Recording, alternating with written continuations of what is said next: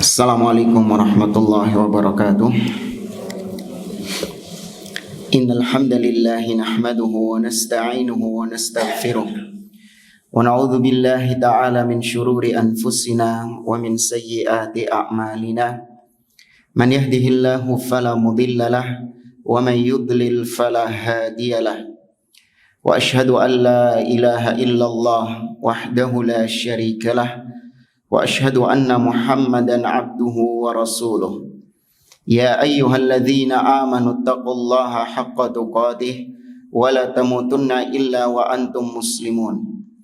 Ya ayyuhan nasu taqu rabbakumul ladzi khalaqakum min nafsin wahidah wa khalaqa minha zawjaha wa batha minhuma rijalan katsiran wa nisaa'a wattaqullaha alladzi tasaaluna bihi wal arham innallaha kana 'alaikum raqiba. Ya ayyuhalladzina amanu taqullaha wa qulu qawlan sadida yuslih lakum a'malakum wa yaghfir lakum dhunubakum wa may yuti'illaha wa rasulahu faqad faza fawzan 'azima. Amma ba'd. Fa inna asdaqal hadithi kitabullah wa khairal hadi hadi Muhammadin sallallahu alaihi wasallam wa syarrul umuri muhdatsatuha wa kullu muhdatsatin bid'ah wa kullu bid'atin dhalalah wa kullu dhalalatin finnar. Ikhwani fillah rahimani wa rahimakumullah. Kita melanjutkan kembali pembahasan kitab Al-Bid'ah wal Mubtadi'ah wa khataruhuma 'ala din. Bid'ah dan ahlil bid'ah, ya, kebid'ahan dan pelaku kebid'ahan beserta bahaya keduanya terhadap agama, oleh Fadilatul Syekh Ad-Doktor Abdul Aziz Ibn Rayis Ar-Rayis hafizahullahu ta'ala. Pada pertemuan yang terakhir, beliau menjelaskan tentang Ahlus Sunnah senantiasa membantah ahlil bid'ah terang-terangan. Ahlus Sunnah ketika membantah ahlil bid'ah, mereka tidak menggunakan perasaan seperti kebanyakan orang-orang awam, di mana orang-orang awam mereka melihat bahwa ketika membantah ahlil bid'ah, mereka melihat kepada kebaikan-kebaikannya ahlil bid'ah tersebut, bahwasanya sang ahlil bid'ah ini adalah orang yang memiliki kebaikan, dia banyak beribadah, soleh, ya, kemudian punya akhlak yang baik. Sehingga dengan melihat kebaikan-kebaikan si ahlil bid'ah tersebut, maka orang-orang awam menutup mata dari kesesatan-kesesatannya, dari penyimpangan-penyimpangannya. Adapun Ahlus Sunnah tidak. Ahlus Sunnah betapa banyaknya kebaikan ahlil bid'ah, betapa solehnya ahlil bid'ah, namun ketika dia menyimpang dari jalan sunnah, menyimpang dari al-haq, maka Ahlus Sunnah tetap memperingatkan umat dari kesesatan mereka, tetap mentahdzir kaum muslimin dari penyimpangannya. Kemudian di sini di halaman yang keempat, beliau mulai menyebutkan beberapa oknum atau beberapa person-person tokoh-tokoh ahlil bid'ah yang memiliki penyimpangan-penyimpangan yang serius di dalam agama. Dan para ulama dari zaman ke zaman memperingatkan umat dari penyimpangan orang-orang berikut ini. Ya, kita baca di halaman yang keempat. Kata beliau, ayyuhal qari' al-karim, wahai para pembaca sekalian, inni dzakirun fi hadhil awraq ala ujalatin ajalah thalathata nafarin amad bihimul balwa hatta sara lahum atba' wa ansar. Wahai pembaca sekalian, sesungguhnya saya akan menyebutkan dalam buku ini, meskipun hanya disebutkan secara ringkas, akan aku sebutkan, kata beliau, 3 orang yang musibahnya merata kepada semua kaum muslimin. Musibah yang dibawa maksudnya adalah kesesatan yang dia bawa merata kepada kaum muslimin, sehingga dia memiliki banyak pengikut-pengikut dan banyak fans, banyak yang mengidolakannya. Ya, secara ringkas beliau nggak menyebutkan namanya di sini. Beliau hanya menyebutkan penyimpangan-penyimpangannya. Namun setelah kita cek, setelah kita cari siapa orang yang dimaksud sama beliau 3 orang ini, yang pertama adalah Sayyid Qutb, kemudian yang kedua adalah Hasan At-Turabi, Baru meninggal mungkin tahun 2016-2017 kemarin, orang Sudan. Dan yang ketiga adalah Yusuf Al-Qaradawi. Ya, 3 orang ini yang dimaksud oleh beliau. Meskipun beliau tidak menyebutkan namanya terang-terangan, tapi dari ucapan-ucapannya ini nampak bahwa yang dimaksud beliau adalah 3 orang ini. Ammal awal, adapun yang pertama kata beliau, fahuwa dzalikumur rajul alladzi taqallada anwa'an minal bid'ah. Orang yang pertama adalah yaitu sesosok ahli bid'ah, orang yang banyak sekali memiliki penyimpangan-penyimpangan di dalam agama, membawa pemikiran-pemikiran yang bid'ah. Katasrihihi annal Qur'ana masnu', seperti misalnya dia terang-terangan secara tegas mengatakan bahwasanya Al-Qur'an masnu'. Masnu' artinya makhluk. Al-Qur'an itu ciptaan Allah Subhanahu wa taala. Ya, ini benar atau enggak ucapan Al-Qur'an itu makhluk? Yang benar apa? Al-Qur'an kalamullah ghairu makhluk. Inqala, ketika dia mengatakan fal Qur'anu min sun'illah alladzi la yamlikul khalq mahakatihi. Kata dia, adapun Al-Qur'an maka dia itu adalah sun'illah, min sun'illah, di antara ciptaan Allah Subhanahu wa taala. Yang mana makhluk tidak akan mampu untuk mengucapkan seperti Al-Qur'an itu. Ya, tidak akan pernah mampu mengucapkan seperti Al-Qur'an tersebut. Ini diucapkan oleh dia, oleh Sayyid Qutb dalam kitab tafsirnya. Ya, Sayyid Qutb ini punya kitab tafsir, apa judulnya? Ya, tidak perlu tahu, tidak perlu baca juga. Ya, judulnya Fi Wilalil Quran, dan diterjemahkan. Ya, diterjemahkan dalam bahasa Indonesia, kalau nggak salah judulnya Di Bawah Bayang-Bayang Al-Quran, atau apalah yang semisal dengan itu.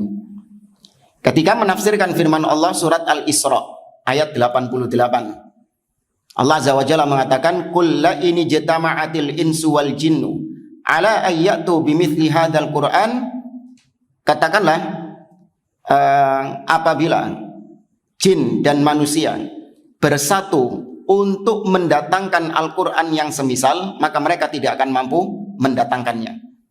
Nah, beliau tafsirkan kenapa manusia dan jin meskipun bersatu padu tidak bisa mendatangkan yang semisal dengan Al-Quran, karena Al-Quran itu adalah ciptaan Allah, sedangkan makhluk tidak bisa menciptakan seperti itu. Ya, karena kita manusia bukan pencipta. Nah, kita diciptakan, kita nggak bisa menciptakan. Nah, disebabkan karena Al-Quran itu adalah ciptaan Allah, maka kita nggak mungkin bisa menciptakan Al-Quran tersebut. Na'udzubillah. Tsumma qala, kemudian dia mengatakan, innama huwa kasairi ma yabda'uhu Allahu yu'jizul makhluqun an yasifuhu. Sesungguhnya Al-Quran itu seperti makhluk-makhluk yang Allah ciptakan lainnya. Ya, terang-terangan ini, bukan malu-malu lagi mengatakan Al-Quran makhluk. Ya, kalau ahli bid'ah zaman dahulu masih malu-malu mengucapkan Al-Quran itu makhluk, yaitu mereka mengkamuflase. Ya, Jahmiyah ini setelah mereka dibantah habis-habisan oleh ahlu sunnah karena mengatakan Al-Quran makhluk, maka mereka mulai pakai cara-cara kamuflase dengan mengatakan lafwi bil Qur'ani makhluk, bacaan Qur'anku makhluk. Jadi sini masih malu-malu ini. Ya. Adapun dia Sayyid Qutb ini sudah terang-terangan mengatakan bahwa Al-Quran itu sama seperti apa-apa yang Allah ciptakan, di mana makhluk tidak mampu untuk menciptakannya, makhluk tidak mampu untuk menirunya. Ya. Wasya'nu, kemudian kata dia, waqala wasya'nu fi hadzal i'jaz huwa sya'nu fi khalqillahi jami'an. Perkara Al-Quran yang mana manusia tidak mampu untuk mendatangkan Al-Quran itu sama seperti makhluk Allah pada umumnya. Al-Quran itu di mana manusia nggak mampu menciptakan sebagaimana Allah menciptakan. Ya, seperti misalnya manusia bisa nggak menciptakan lalat, nyamuk? Nah, sama. Allah menantang manusia untuk menciptakan, untuk mendatangkan Al-Quran, itu berarti kata dia sama seperti Allah menantang manusia untuk menciptakan lalat atau menciptakan nyamuk. Manusia nggak akan bisa mendatangkannya. Ya, wa huwa mithlu sun'illah fi kulli syai'in wa sun'in nas. Maka Al-Quran itu seperti ciptaan-ciptaan Allah yang lain dan seperti ciptaan manusia itu sendiri. Allah menciptakan manusia. Demikian Allah menciptakan Al-Quran. Ya, padahal Al-Quran telah disepakati oleh para ulama dari zaman ke zaman bahwasanya Al-Quran adalah kalamullah dan bukanlah makhluk. Di antara dalil yang menunjukkan bahwa Al-Quran kalamullah adalah firman Allah dalam surah At-Taubah. Allah Azza wa Jalla mengatakan dalam ayat ke-6 kalau tidak salah. Allah Subhanahu wa taala mengatakan, "Wa in ahadum minal musyrikin astajaraka fa'ajirhu hatta yasma'a kalamullah." Dan apabila salah seorang dari kaum musyrikin datang untuk meminta perlindungan kepadamu wahai Muhammad, maka berikan jaminan perlindungan kepadanya hatta yasma'a kalamullah, sampai dia mendengar kalamullah. Apa yang dimaksud kalamullah di situ? Al-Quran. Allah sendiri mengatakan Al-Quran adalah kalamullah dan bukan makhluk. Demikian juga sabda Nabi SAW. Ya, beliau mengatakan, fa inna Quraisyan mana'uni an uballigha kalama rabbi. Sesungguhnya orang-orang Quraisy mereka menghalangi aku untuk menyampaikan kalama rabbi, kalamnya Rabbku, yaitu Al-Quranul Karim. Ya, maka Al-Quran bukanlah makhluk, bukan sesuatu yang diciptakan oleh Allah, tapi Al-Quran adalah firman Allah. Dan firman, kalam itu apanya Allah? Enggak, berarti apanya Allah itu? Sifat. Ya, namanya sifat itu sesuatu yang melekat pada zatnya, bukan sesuatu yang berpisah dari zatnya, enggak. Tapi dia adalah sesuatu yang melekat, sudah ada bersama dengan Allah Subhanahu wa taala, bukan sesuatu yang dimunculkan sama Allah Azza wa Jalla.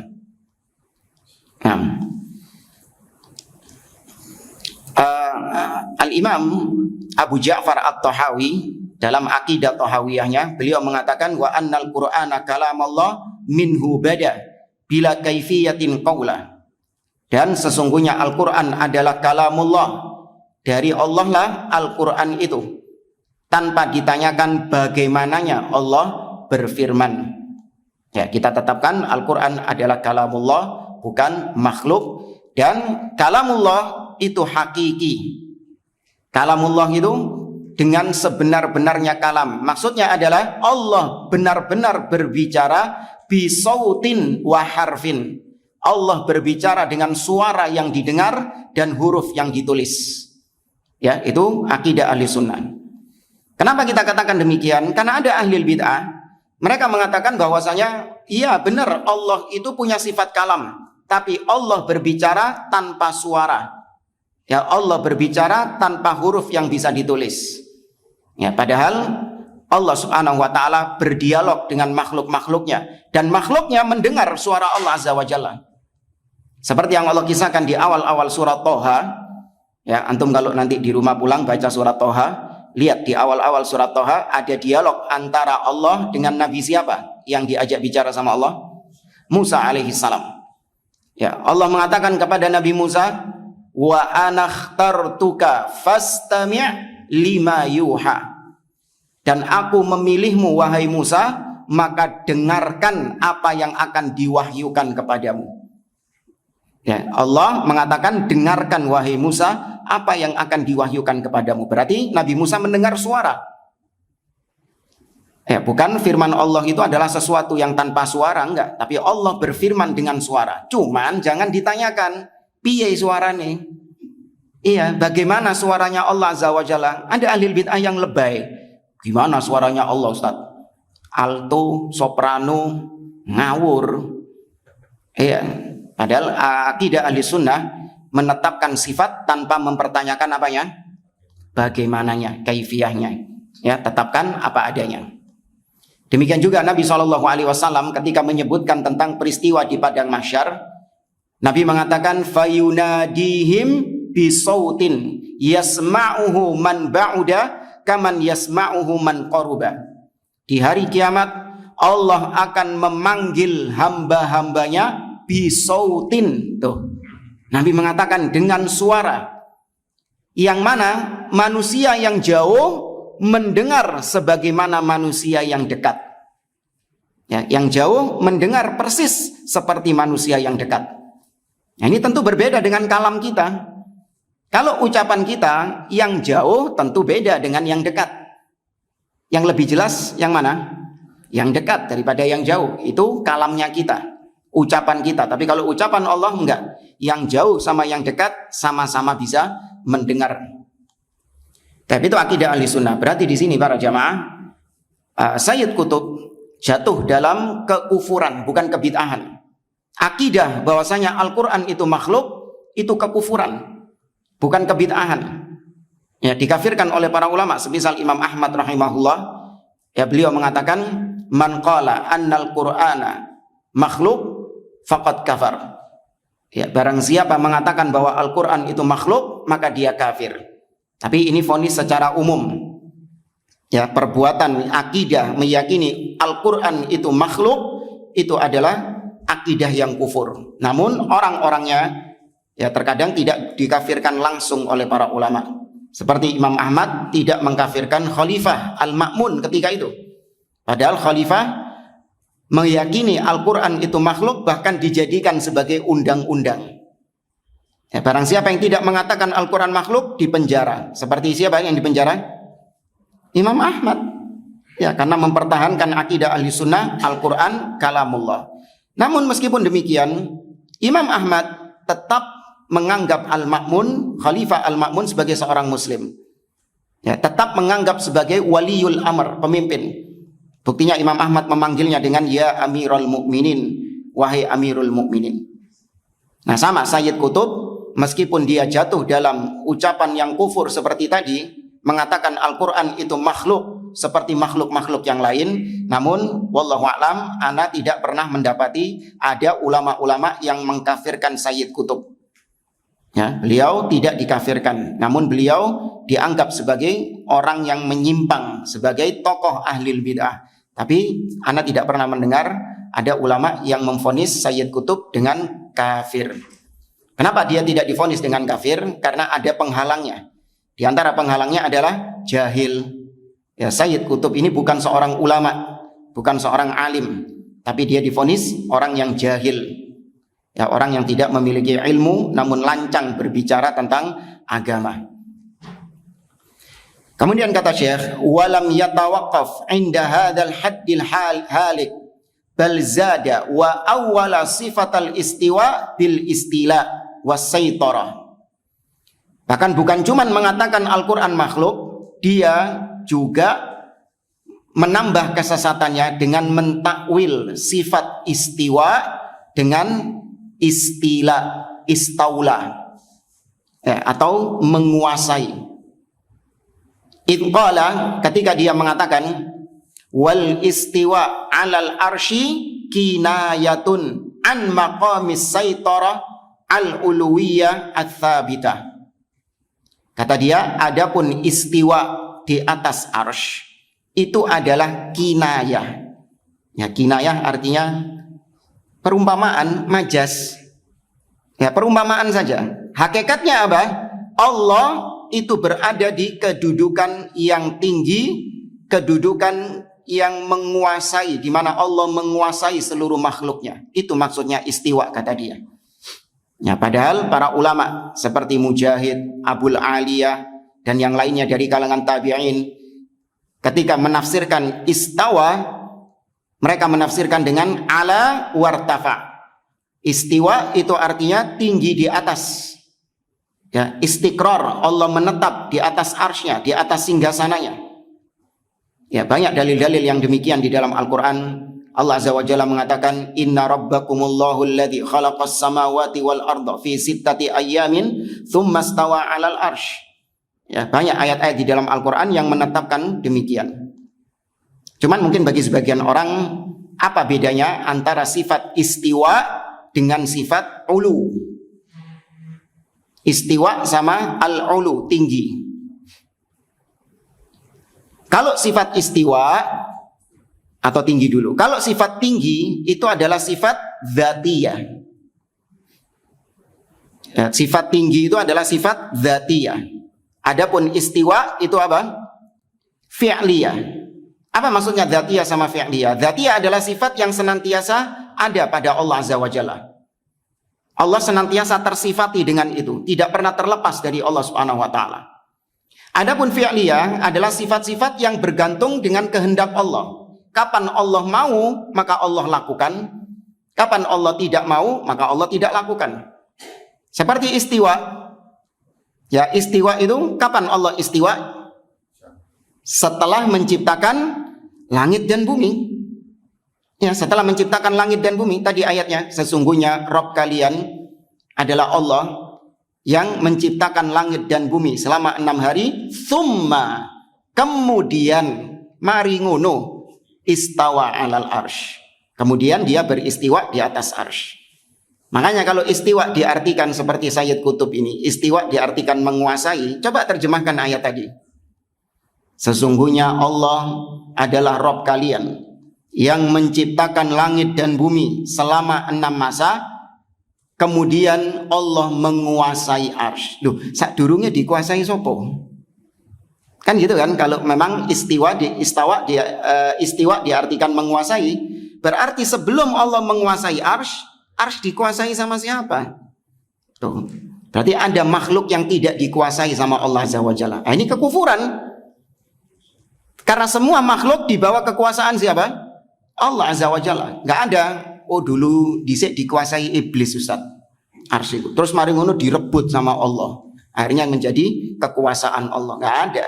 Iblis-iblisnya itu di bawah kekuasaan Allah Subhanahu wa taala.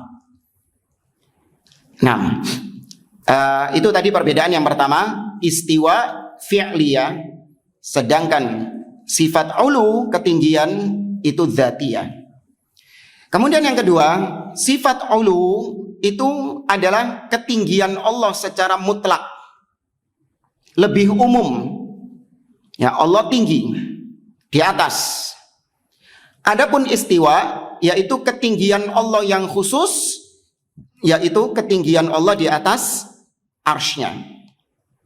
Berarti istiwa lebih khusus, sedangkan ulu lebih umum. Makanya antum kalau ditanya di mana Allah sebelum Allah menciptakan langit, sebelum Allah menciptakan arsy, sudah di atas. Dari mana Anda mengatakan seperti itu? Karena sifat ulu, ya, sifat ulu adalah sifat dzatiyah. Namanya sifat dzatiyah adalah sifat yang melekat pada Allah, senantiasa ada pada Allah Azza wa Jalla, tidak pernah terlepas dari Allah. Allah senantiasa tinggi di atas makhluk-makhluknya. Nah, kemudian kata beliau, wala yakhfaka ayyuhas sunni ma fit ta'wilil bid'i min khuturah. Dan tidak tersembunyi bagimu wahai ahlus sunnah betapa membahayakannya takwil-takwil yang bid'ah seperti ini. Istiwa diartikan dengan istaula. Ya, ini tafsir atau takwil yang bid'ah. Karena para salaf mereka menetapkan istiwa dengan tinggi di atas, bukan dengan menguasai. Lidza qala imamus sunnah wa rafi'u rayatis salaf Ibnu Taimiyah rahimahullahu wa radhiya anhu. Oleh karenanya imamus sunnah dan ulama yang meninggikan bendera salaf, yaitu Syekhul Islam Ibnu Taimiyah rahimahullah berkata, wa ahlus sunnati wa salaful ummati muttafiqun ala anna man ta'awwala istawa bimakna istaula au bimakna akhar yanfi anna allaha fawqa samawati fahuwa jahmiyun dallun. Kata Ibnu Taimiyah, ahlus sunnah dan para salaf dari umat ini muttafiqun, mereka sepakat bahwa barang siapa yang mentakwil artinya memalingkan makna ke makna yang lain, ya, barang siapa yang mentakwil istawa menjadi istaula atau ditakwil ke makna yang lain dengan tujuan menafikan, menolak sifat Allah Subhanahu wa taala, menolak Allah di atas langit, di atas arsy, maka dia adalah pengikut Jahmiyah, dolun, lagi sesat. Ya. Ini kata Syekhul Islam Ibnu Taimiyah rahimahullah, bukan kata saya. Ya, nanti kalau saya yang bilang kasar, ya, keras, nggak punya adab, ya, nggak hikmah kalau berdakwah, naudzubillah. Ini ucapan ulama. Ini beliau katakan dalam kitabnya At-Tis'iniyah. Bal tatawala hadzal rajul ala inkari khilafatil khalifatir rasyid Utsman ibni Affan radhiyallahu anhu wa ta'an fihi idh qala. Bahkan bukan cuma sampai di situ. Sayyid Qutb lancang mencela khalifah yang mulia, menantu Nabi SAW 2 kali, yang dikenal dengan julukan Dzunnurain, yang memiliki 2 cahaya karena menikahi siapa dan siapa? Menikahi Ruqayyah dan Ummu Kulthum. Ya, Utsman bin Affan radhiyallahu taala anhu, yang juga termasuk di antara salah satu dari 10 orang yang dijamin surga, dicela sama Sayyid Qutb. Ya, dinyek istilahnya, ya. Diejek sama Sayyid Qutb, direndahkan derajatnya oleh Sayyid Qutb. Ini sudah pernah kita bahas ketika kita mensyarah kitab Ushulus Sunnah oleh Syekh Muhammad Said Ruslan. Kita juga membawakan celaan Sayyid Qutb kepada Utsman bin Affan radhiyallahu anhu. Dia mengatakan, kata dia, wa nahnu namilu ila tibari khilafati aliyin imtidadan tabi'iyan li khilafati syaikhaini qablahu wa anna ahda Utsman kana fajwatan bainahuma. Kata dia, kami menganggap, ya, kami condong menganggap bahwa kekhalifahan Ali bin Abi Thalib itulah kepanjangan dari kekhalifahan 2 syekh. Siapa 2 syekh di sini? Abu Bakar dan Umar. Ya, kalau disebutkan seperti konteks ini, maka 2 syekh artinya Abu Bakar dan Umar. Tapi kalau konteksnya itu hadis, ya, maka yang disebut 2 syekh adalah Imam Bukhari dan Muslim. Ya, tergantung konteksnya. Kata dia, kami menganggap kekhalifahan Ali bin Abi Thalib itulah kekhalifahan kepanjangan atau lanjutan, kekhalifahan lanjutan dari Abu Bakar dan Umar. Adapun kekhalifahan Utsman itu adalah keretakan di antara keduanya. Jadi kayak gak dianggap ngono kekhalifahan Utsman itu. Jadi mari Abu Bakar, Umar, kemudian Ali bin Abi Thalib. Loh, tengah-tengahnya ini apa? Iya, itu jeglongan. Ya, itu adalah fajwa. Fajwa ini celah. Ya, keretakan yang ada di tengah-tengah kekhalifahan. Harusnya kalau mulus itu Abu Bakar, Umar, Ali. Nah, itu baru mulus jalannya. Tapi ternyata sebelum Ali ada jeglongan dulu. Siapa yang dimaksud jeglongan? Utsman bin Affan, naudzubillah. Ya, karena dia menuduh Utsman bin Affan ini banyak melakukan, ya, kecurangan-kecurangan.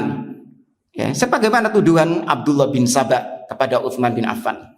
Ini dikatakan oleh dia dalam kitabnya Al-Adalah Al-Ijtimaiyah. Thumma ya laital had ala su'ihi waqafa inda hadzal had bal izdada su'an famin thamma tatawala ala kalimillahi Musa alaihi salam.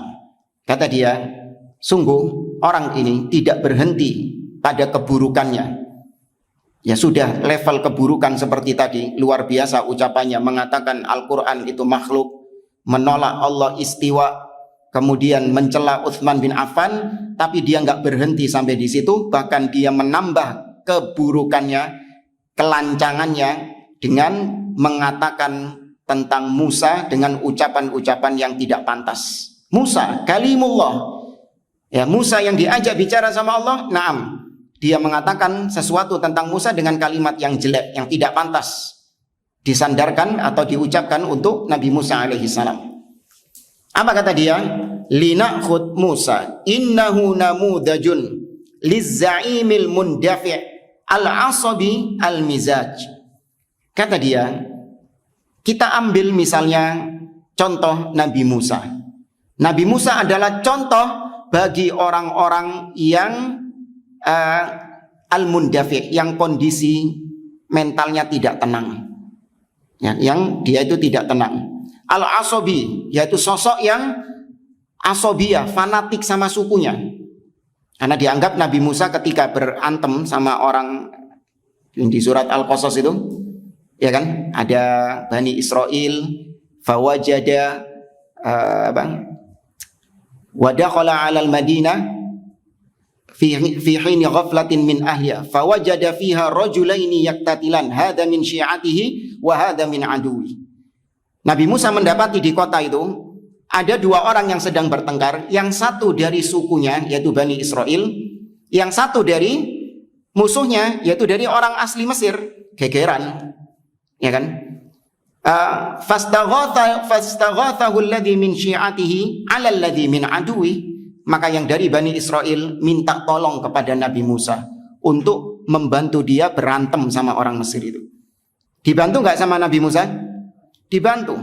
Fawakazahu Musa faqada alaihi. Maka Nabi Musa memukulnya, langsung budal. Iya, langsung berangkat orangnya, mati.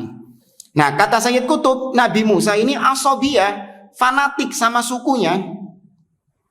Ya, fanatik sama sukunya, naudzubillah.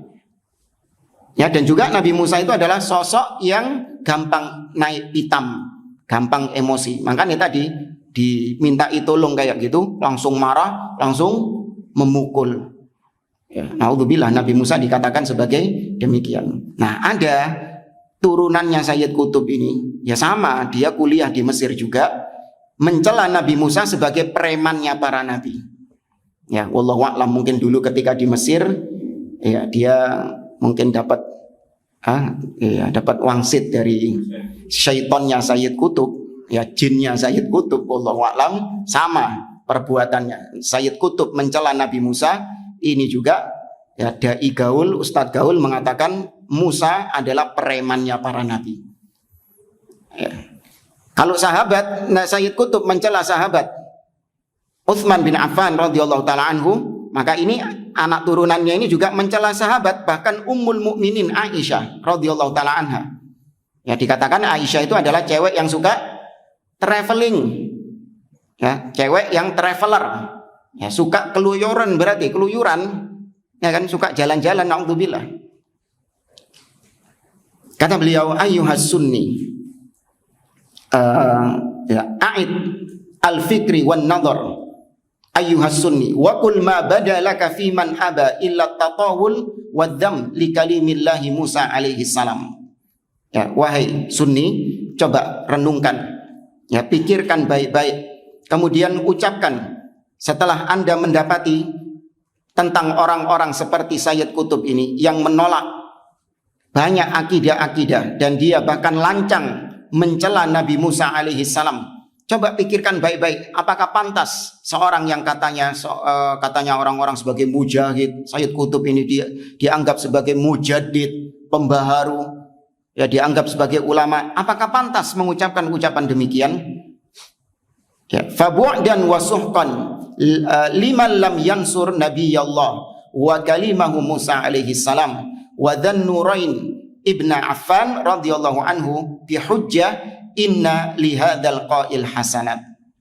Maka sungguh semoga Allah menjauhkan rahmatnya kepada orang-orang yang tidak mau menolong, membela Nabi Musa, membela Utsman bin Affan dari ucapan orang ini, dari celaan orang ini, dari celaan Sayyid Qutb, dengan alasan apa? Oh, kan Sayyid Qutb jasanya banyak, Sayyid Qutb kan kebaikannya banyak. Ya. Mereka diam terhadap kesesatan Sayyid Qutb, diam terhadap penyimpangan Sayyid Qutb, celaan Sayyid Qutb kepada Musa, celaan Sayyid Qutb kepada Utsman bin Affan, dia diam. Dengan alasan apa? Kan Sayyid Qutb banyak kebaikan-kebaikannya. Ya. Fallahumma nasran, ya Allah berikanlah pertolonganmu. Ini diucapkan oleh Sayyid Qutb tadi tentang celaan Nabi Musa dalam kitab At-Taswir Al-Fanni fil Quran. Taibkhani fillah rahimani wa rahimakumullah. Itu tadi orang yang pertama yang beliau maksud, tokoh ahlil bid'ah di zaman sekarang, yaitu Sayyid Qutb. Termasuk di antara tokoh Ikhwanul Muslimin. selain Hasan al-Banna. Kalau Hasan al-Banna ini lebih pada pemikiran-pemikiran politiknya. Adapun pemikiran-pemikiran akidahnya, maka yang mewarnai Ikhwanul Muslimin adalah Sayyid Qutb. Jadi kalau pergerakan politik itu Hasan al-Banna, tapi kalau dari sisi agamanya, akidahnya, manhajnya Sayyid Qutb. Nah, kemudian yang kedua, Tsani, orang yang kedua, ya, yang dimaksud di sini adalah Hasan At-Turabi, orang Sudan. Ya, Hasan At-Turabi. Nanti mungkin kalau mau pengen tahu bisa dilihat face-nya, mungkin pengen kepo, penasaran Sayyid Qutb mukanya kayak apa gitu kan. Nanti bisa di searching di Google Sayyid Qutb atau Hasan Turabi ini juga ada. Ya. Fahuwa dzalikumur rajul alladzi aktsara at-tafawwuh bima yu'lam wa yuharrik qalba kulli sunniyin salafiyyin fama yamliku dzalika salafi illa an yarfa'a akuffad dara'ah limaulahu wa khaliqihi an yu'ajjila farjal Islam wal muslimin bi ihlakihi wa ihlaki fikrihi. Kata dia, orang ini banyak berbicara, ya, kakean ngomong. Hasan At-Turabi ini, kata beliau, banyak berbicara, dan pembicaraannya itu adalah ucapan-ucapan yang bisa membakar hati setiap orang yang di atas manhaj salaf. Setiap orang yang berada di atas manhaj ahli sunnah pasti terbakar hatinya ketika mendengar ucapannya Hasan At-Turabi ini. Dan tidak ada yang bisa dilakukan oleh seorang salafi ketika mendengarkan ucapannya Hasan At-Turabi ini, kecuali dia mengangkat tangannya kepada Allah, penciptanya yang menguasai segalanya. Dia mengangkat tangan kepada Allah, berdoa kepada Allah agar Allah segera, ya, menyegerakan kemenangan atas kaum muslimin dan menyegerakan kebinasaan atas Hasan At-Turabi dan pemikirannya. Ya, dibinasakan pemikirannya dan orang. Alhamdulillah orangnya sudah binasa. Dan memang demikian seorang ahlus sunnah, ketika tokoh ahlul bid'ah, tokoh kesesatan, gembong penyimpangan itu mati, jangan malah terus kemudian mengucapkan, ya, berbela sungkawa. Enggak. Kalau Anda tahu dia ini banyak mengelontarkan, mengucapkan ucapan-ucapan yang menyimpang, maka seharusnya seorang ahlus sunnah bergembira dengan kematiannya. Ya, seorang ahlus sunnah menampakkan kegembiraan dengan kematiannya itu tadi. Bukan malah nampak sedih, berbela sungkawa, ya, semoga ini. Enggak. Ya, kalau orang awam, iya, enggak apa-apa. Orang-orang yang mungkin enggak paham. Tapi orang-orang yang memang banyak ngomong seperti ini, banyak membuat kerusakan di tengah kaum muslimin, ya, ketika mati, sudah. Jangan kemudian Anda tampakkan kesedihan. Enggak. Justru ahlus sunnah bergembira dengan matinya orang-orang seperti ini. La katsarallahu amsalahum. Semoga Allah tidak memperbanyak orang-orang seperti ini. Atadruna man hadzal rajul? Tahukah Anda siapa orang ini? Enggak dijawab sama beliau namanya. Cuman kita spill namanya Hasan At-Turabi. Innahul qail. Sesungguhnya dia adalah seseorang yang mengatakan, wa idza kanal fikrul islami fi kulli qarnin fikran murtabitan bid-durufil qa'imah fala nasiba min khuludi ba'daha illa turathan wa ibratan wa sawa'an fi dzalika fiqhul aqidah aw fiqhus syariah. Kata dia, apabila pemikiran Islam di setiap abad, di setiap zaman itu harus terikat dengan zaman awal. Ya, kita sekarang di abad ke-15 Hijriah. Pemikiran Islam di zaman 15 Hijriah ini, abad 15 Hijriah ini, apakah harus terikat dengan abad awal? Hah? Harus kan? Nah, dia mempertanyakan, kalau pemikiran Islam di zaman sekarang ini harus terikat dengan pemikiran di zaman awal, apa untungnya kemudian? Perhatikan, apa manfaatnya kemudian? Kecuali manfaatnya hanya sebatas turath, hanya sebatas warisan-warisan yang diwarisi oleh para salaf, ya, hanya sekedar apa-apa yang diwarisi oleh para salaf, dan nggak ada untungnya kalau kita harus mengikuti pemikiran mereka. Ya, entah itu akidah ataupun syariat. Ya, itu yang dimaksud sama dia. Jadi menurut dia pemikiran Islam, ya akidah, artinya agama Islam secara keseluruhan itu berbeda dari abad ke abad. Nggak harus kita di zaman sekarang itu mengikuti zaman dahulu, terikat dengan zaman salaf, kata dia. Nggak harus. Naudzubillah, ini menjauhkan kaum muslimin dari para salaf, generasi awal. Padahal Imam Malik mengatakan, lan yusliha akhirah hadhil ummah illa ma aslaha awwalaha. Tidak akan memperbaiki generasi awal, generasi akhir umat ini, ya tidak akan memperbaiki generasi akhir umat ini kecuali dengan yang memperbaiki generasi awalnya. Ya, artinya kita diwajibkan untuk senantiasa mengikat agama dengan generasi awal, karena memang merekalah yang diperintahkan oleh Allah untuk kita ikuti agamanya. Ya, Allah mengatakan dalam surah Al-Baqarah, fa in amanu bimithli ma amantum bihi faqad ihtadaw. Apabila mereka beriman, cukup? Tidak. Apabila mereka beriman seperti keimanan kalian. Ketika ayat ini turun, siapa yang dimaksud kalian? Para sahabat. Allah mempersyaratkan keimanan kita nggak cukup cuman sekedar iman. Bimithli ma amantum bihi. Harus seperti keimanan kalian, wahai para sahabat. Faqad ihtadaw, baru mereka mendapatkan petunjuk. Allah juga mengatakan dalam surah At-Taubah, was-sabiqunal awwalun minal muhajirin wal ansar walladzina tabauhum bi ihsan radhiyallahu anhum wa radu'an wa a'adda lahum jannatin tajri tahtahal anhar khalidina fiha abada dzalikal fawzul azim. Surah At-Taubah ayat yang ke-100. Allah perintahkan di situ untuk mengikuti as-sabiqunal awwalun.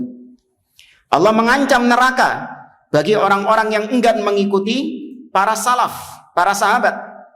Allah berfirman dalam surah An-Nisa, "Wa may yushaqiqir rasula min ba'di ma tabayyana lahul huda wa yattabi' ghaira sabilil mu'minin nuwallihi ma tawalla wa nuslihi jahannama wa sa'at masira." Barang siapa yang menentang Rasul setelah dijelaskan kebenaran atasnya, dan dia memilih jalan lain selain jalannya orang-orang beriman, ya memilih konsep lain selain konsepnya orang-orang beriman. Ketika ayat ini turun, siapa yang dimaksud orang-orang beriman?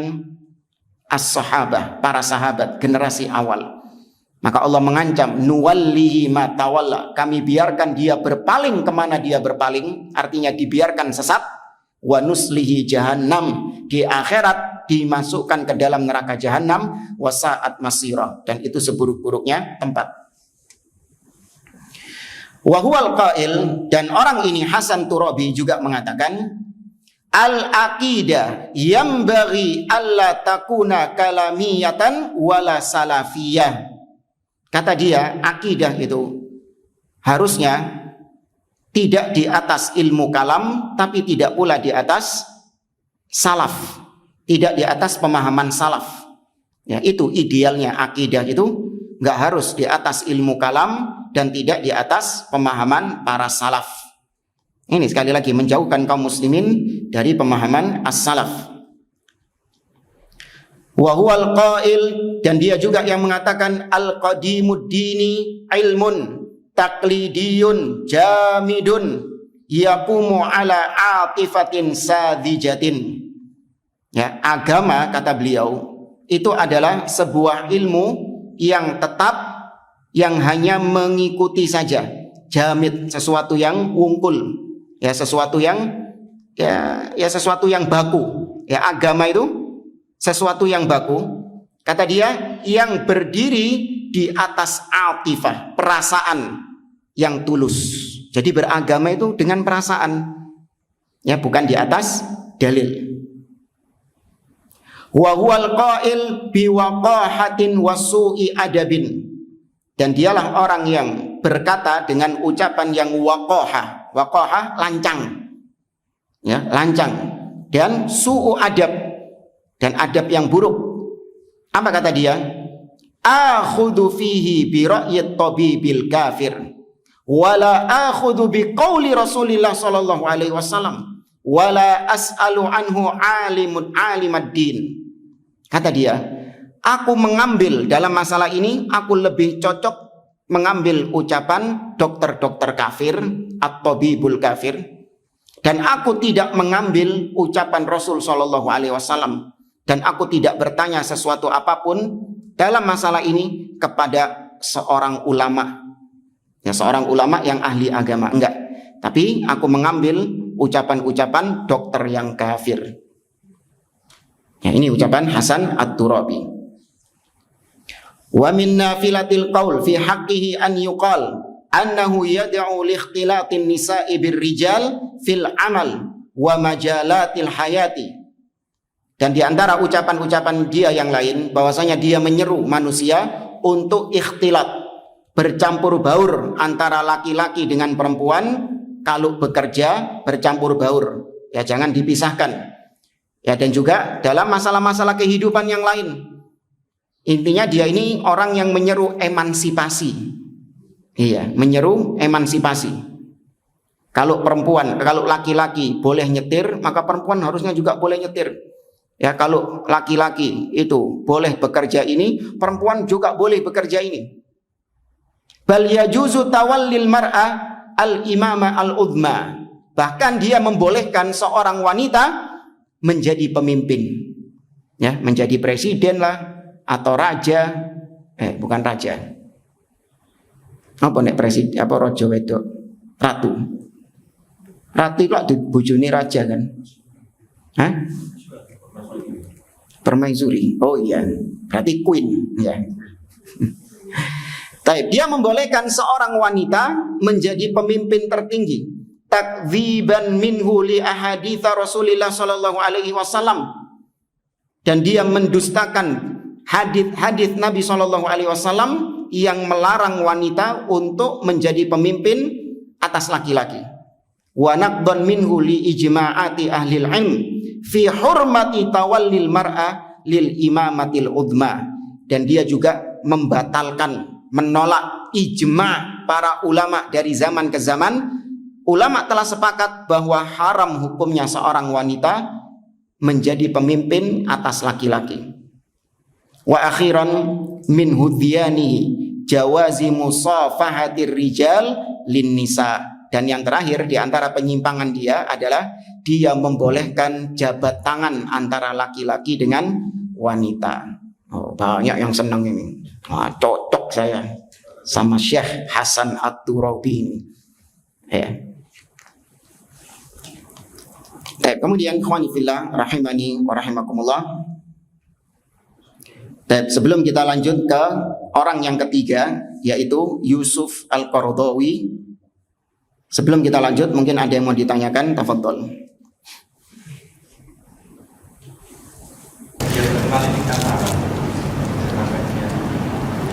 Ya, karena Said Qutb ini memang awalnya dia ini adalah seorang adib, seorang ahli bahasa. Dia seorang sastrawan. Ya, dari situ dia ini mulai banyak mendapatkan simpati dari orang-orang. Artinya ucapan-ucapannya itu banyak diambil, dan memang tidak dipungkiri. Ya, Said Qutb ini adalah seorang ahli bahasa. Dia ini bahasa Arabnya itu bagus. Ya, bahasa Arabnya itu bagus. Nah, dari situ kemudian dia akhirnya kebablasan. Bukan cuma berbicara di bidangnya dia bahasa, tapi juga berbicara agama, sesuatu yang tidak dia ketahui. Hanya banyak mengeluarkan statement-statement yang menyimpang karena tadi hanya berlandaskan bahasa saja. Ya, hanya berlandaskan bahasa saja. Nah, sama seperti sebagian orang zaman sekarang. Ya, karena dia ini adalah seorang apa misalnya kalau di negeri kita ini seorang budayawan. Ya, hanya bukan cuma bicara budaya saja sekarang. Ya, lancang bicara apa? Lancang bicara agama. Diangkat derajatnya menjadi seorang ustadz. Naudzubillah. Ya, ada orang-orang yang tadi kebablasan. Awalnya begini, maka kemudian, ya makanya para ustadz di negeri kita terutama, ketika dahulu berapa tahun yang lalu menyoroti maraknya artis-artis hijrah. Ya, artis-artis yang tobat dari dunia keartisan kemudian ngaji sunnah. Nah, ketika ngaji sunnah ini tanpa ada proses, tahu-tahu kemudian diangkat derajatnya, awalnya menjadi host, awalnya menjadi pembawa acara.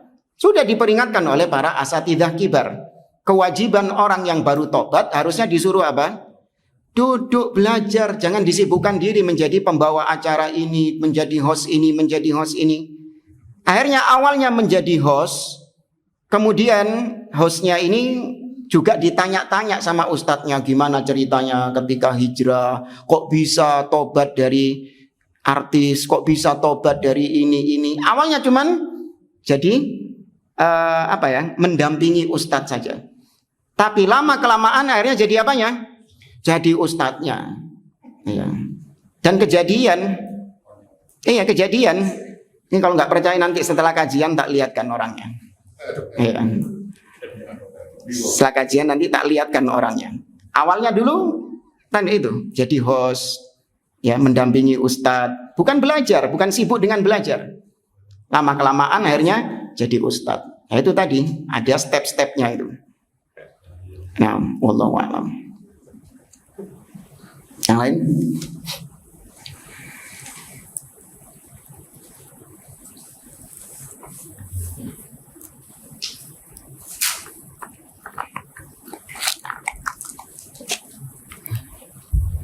Apakah yang mencela sahabat maka otomatis Syiah? Memang itu sudah seperti menjadi seakan-akan trademarknya orang-orang Syiah, ciri khasnya Syiah Rafidhah, yaitu mencela sahabat Nabi SAW. Cuman nggak mesti mencela sahabat maka otomatis dia Syiah Rafidhah. Karena kalau Syiah Rafidhah itu mencela sahabatnya itu adalah secara keseluruhan, kecuali segelintir sahabat. Jadi mayoritas sahabat itu dikafirkan oleh Syiah Rafidhah. Nah, adapun sebagian orang yang di luar Syiah mencela sahabatnya itu cuman segelintir, sebagian saja yang dicela. Seperti Muawiyah bin Abi Sufyan, ya, dicela. Masuk Sayyid Qutb, karena kita sampaikan di pembahasan kitab Syarah Usul Sunnah, Sayyid Qutb juga mencela Muawiyah bin Abi Sufyan. Kemudian di antara orang-orang yang bukan Syiah, bukan Rafidhah, juga banyak mencela Abu Hurairah radhiyallahu taala anhu. Ya, mencela Abu Hurairah.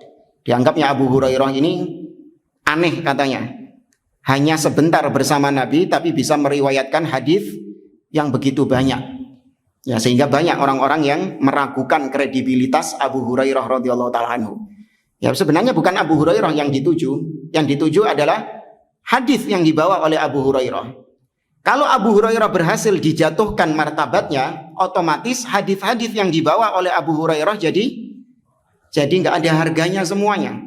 Dan itu memang tujuannya orang-orang Syiah. Mereka mencela para sahabat, bukan sahabatnya yang dituju, tapi Islam yang dibawa oleh para sahabat.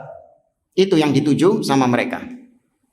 Ya, maka sekali lagi betul Syiah Rafidhah memang ciri khas mereka mencela sahabat. Bahkan itu termasuk ibadah mereka. Mereka merasa mendapatkan pahala dari Allah Azza wa Jalla ketika melaknat, ketika mencaci para sahabat Nabi SAW. Ya, apalagi doa sonamai Quraisy. Mereka punya doa dua berhala Quraisy. Ya, maksudnya dua berhala Quraisy adalah Abu Bakar dan Umar radhiyallahu taala anhuma. Ya, namun di luar Rafidhah ternyata ada juga orang-orang yang punya kebiasaan mencela, merendahkan sahabat Nabi SAW. Wallahu a'lam. Saya tutup asal karena kemudian dasar akrofi ini apakah yang memimpin pemerintahan? Enggak, kalau Hasan Al-Banna memang politikus, yaitu pendiri Ikhwanul Muslimin yang memang fokusnya itu meraih kekuasaan. Ya, tapi gak oleh-oleh deh. Gak dapat dia kekuasaannya, bahkan sampai rela menjilat kepada Syiah Rafidhah Khomeini, ya, mendukung pergerakan Ikhwanul Muslimin ya terutama ya. Jadi setelah Hasan Al-Banna ini diteruskan oleh generasi-generasi setelahnya seperti Umar At-Tilmisani, ya, dan penerus-penerus setelahnya itu mursyid-mursyidnya Ikhwanul Muslimin. Ketika zamannya revolusi Iran oleh Khomeini, Ikhwanul Muslimin termasuk di antara yang mendukung revolusi tersebut. Ya, mereka rela bergandengan tangan dengan Syiah hanya demi untuk supaya bisa meraih kekuasaan. Itu dakwahnya Ikhwanul Muslimin, bagaimana caranya meraih kekuasaan. Adapun Ahlus Sunnah, maka fokusnya apa? Tauhid. Ya, fokus utama dakwah salafiyah Ahlus Sunnah wal Jamaah adalah bagaimana umat dididik dengan tauhid, dengan akidah yang sahihah. Ya, bukan dengan bagaimana caranya supaya Ahlus Sunnah ini berhasil meraih kekuasaan, supaya masuk ke parlemen dan yang lainnya. Ya, ini bulan-bulan, tahun-tahun seperti ini, musim-musim seperti ini, banyak Ikhwanul Muslimin yang bergentayangan. Hati-hati, waspada. Ya, menyibukkan Anda dengan politik-politik, menyibukkan Anda dengan kampanye-kampanye. Enggak, Ahlus Sunnah berlepas diri dari itu semuanya. Ya, Ahlus Sunnah tetap menyibukkan diri dengan ilmu, dengan tauhid, dengan akidah, tidak menyibukkan diri dengan politik-politik tersebut. Wallahu ta'ala a'lam. Cukup? Ada?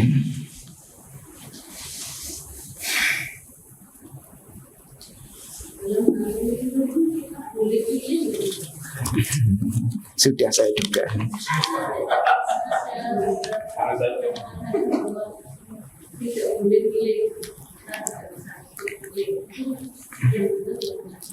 Nah, ini sama pertanyaannya, apakah boleh seorang salafi turut serta dalam pesta demokrasi? Karena ada oknum Ustadz Salafi mengatakan jika kita golput, maka kita akan mempertanggungjawabkan di akhirat. Naudzubillah. Kebalik ya. Justru kalau kita ikut andil di dalam cara pemilihan yang tidak syar'i, itu yang akan dipertanyakan oleh Allah di akhirat kelak.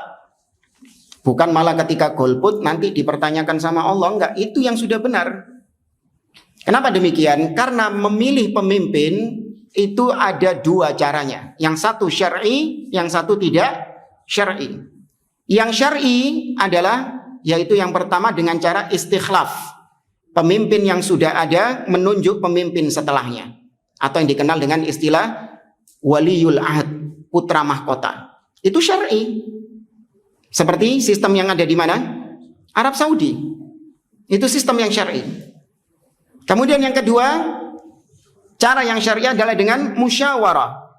Yakni pemimpin menunjuk beberapa orang untuk bermusyawarah menentukan siapa pemimpin di antara mereka. Kalau yang pertama tadi seperti cara siapa? Kalau sahabat Abu Bakar menunjuk Umar ibn Khattab. Kalau cara yang kedua seperti caranya siapa? Umar menunjuk 6 orang Dewan Syuro. Kemudian terpilih siapa? Utsman bin Affan radhiyallahu taala anhu. Itu cara yang syar'i. Kalau cara yang syar'i, ya kita ikut andil, kita support, kita dukung. Ya, kalau kita masuk di dalam situ boleh. Tapi kalau yang kedua, yaitu yang tidak syar'i, adalah seseorang berusaha untuk mendapatkan kepemimpinan. Padahal Nabi melarang, la tas'alu al-imarah. Jangan kalian mencari, meminta ya menjadi pemimpin.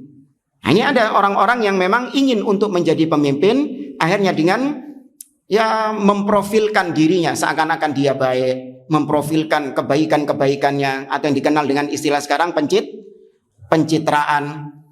Bahkan pencitraannya ini sampai rela menggadaikan akidah, rela kampanye ke orang-orang kafir, ya berjanji kepada mereka nanti kayak saya mudahkan pembangunan gereja, ya kan, rela ikut kekufuran mereka demi untuk mendapatkan apa?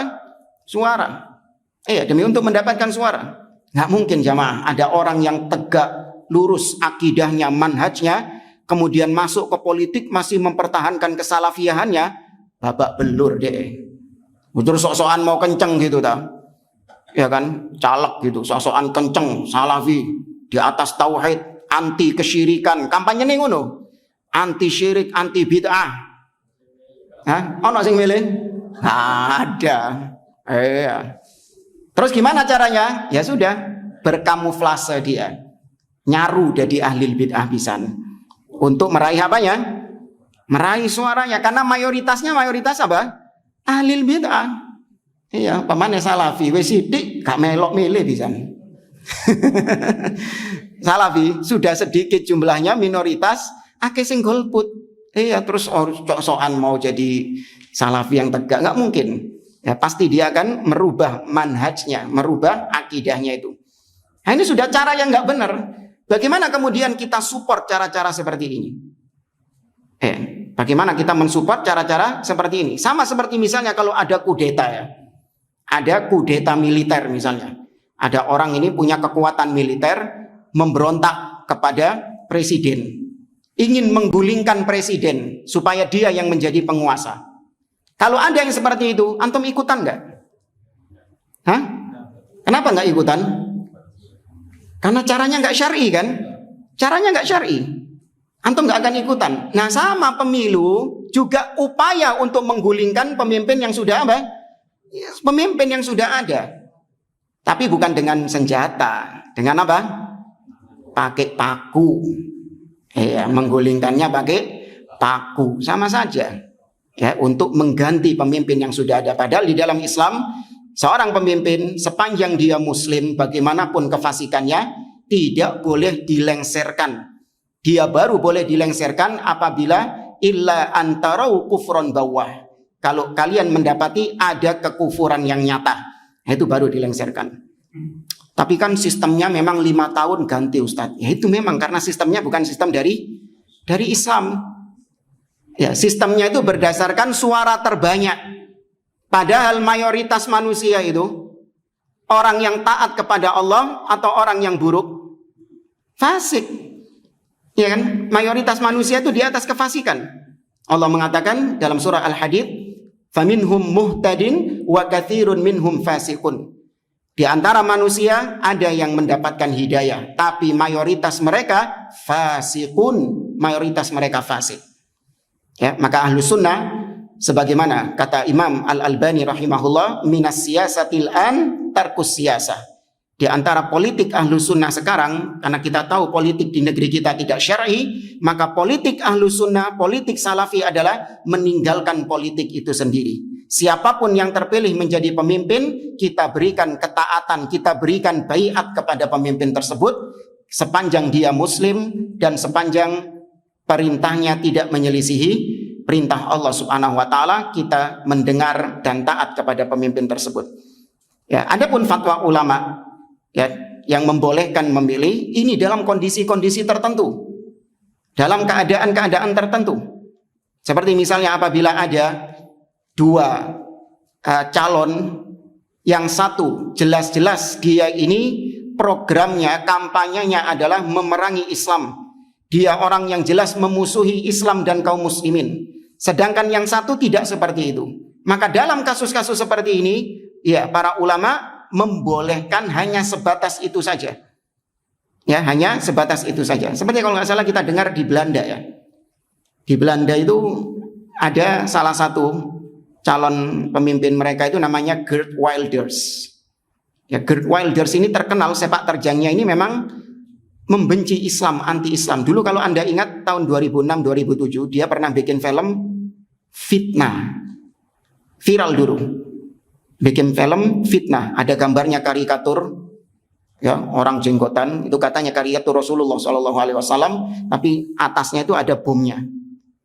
Ya, pernah lihat ya, tahun 2006-2007 itu dia bikin film dokumenter yang tujuannya adalah untuk menyudutkan Islam. Itu bagian dari kampanyenya dia.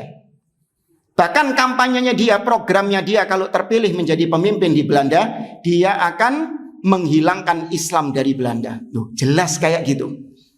Dan sepak terjangnya sudah jelas.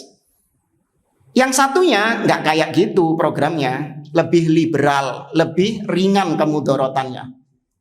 Maka dalam hal-hal demikian, ya mungkin sebagian ulama membolehkan hal-hal demikian. Ya, tapi kalau kita lihat, ya masing-masing kurang lebih lah 11-12 sama-sama muslimnya, ya kan? Yang dulu katanya, wah kalau fulan ini jadi pemimpin, maka Syiah akan berkuasa, LGBT merajalela. Mana? Ya kan? Itu ketakutan-ketakutan dari syaitan. Ya, itu ketakutan-ketakutan dari syaitan. Alhamdulillah, ya selama ini di Indonesia dakwah salafiyah jalan terus nggak? Jalan terus dakwah salafiyah. Nggak ada yang katanya nanti kalau fulan yang jadi pemimpin, maka dakwah salaf akan dibredel. Ya, Ahlus Sunnah akan dibantai, dibunuh. Nah, ada ini ketakutan mereka. Ya. Nah, kalau dikatakan kalau golput kita akan mempertanggungjawabkan di akhirat, ya ini keliru.